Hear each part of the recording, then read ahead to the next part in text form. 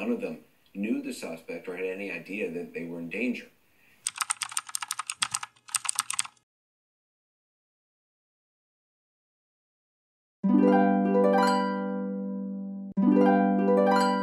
They went to a known establishment.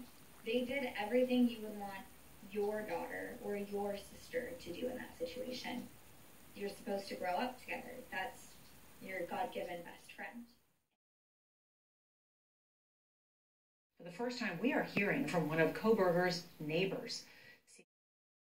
A neighbor in the Pullman, Washington apartment building of suspect Brian Kohberger says Kohberger spoke to him about the neighbor asked not to be identified. He brought it up in conversation, asked if I had heard about the murders, and which I did, and then he said, yeah, it seems like they have no leads. It seems like it was a crime of passion. At the time of our conversation, it was only like, a few days after it had happened, so there wasn't. November 17th, Kohberger arrived at his appointment in a black North Face jacket and was so friendly with staff members that they even took notice. The receptionist at the office, who declined to give her name because discussing the interaction might violate medical privacy laws, said Kohberger's behavior prompted her boss to comment. She said, "He is so nice and charming." She never says that about anybody, says the receptionist.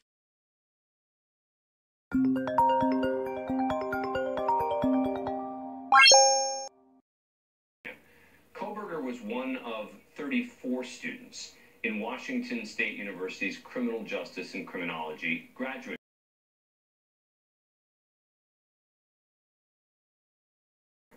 And here's what I found particularly fascinating. Tonight we're learning from the Idaho Statesman that in Kohberger's Courts and Legal Process class, they actually discussed this quadruple homicide that had occurred just 10 miles east of the campus. Yes, the suspect was in a criminology class where they talked about his alleged murders. Kohberger's classmates, the accused killer was, quote, completely silent as the discussion took place. I think he did see her, but I think, looking at the affidavit with the phone records and where he was, I think he had a certain plan.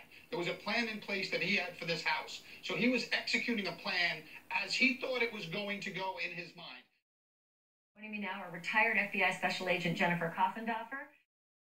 I want to begin with you because as I've been reading these, I find very disturbing posts, almost braggadocious, as though this person knew exactly what happened in that house well before the affidavit told us some things about that house. I also felt like there was a similarity in the attitude and the writing style between the Facebook poster named Papa Roger and the Reddit poster named Inside Looking. Is that just me, or do you see that too? Because you look with a whole other set of eyes. Just as you said, in their style and their confidence, in their details that indeed, in many instances, only the killer or the police would know. David claiming investigators believe the 4 college students were killed between 4 a.m. and 4:25 a.m. They say one of the surviving roommates was awake at the time of the murders and told police she witnessed the intruder, seeing a masked man coming toward her before he walked out through a sliding glass door, the roommate then locking her door. Police say later that morning, the 2 surviving roommates called friends to the house because they thought one of the victims had simply passed out and wasn't waking up. The 911 call finally coming around noon. Officials say the 2 surviving roommates are not suspects. Over. Can we not lose focus on what's really important? And that's for Maddie, Kaylee, Ethan, and Zaina, okay?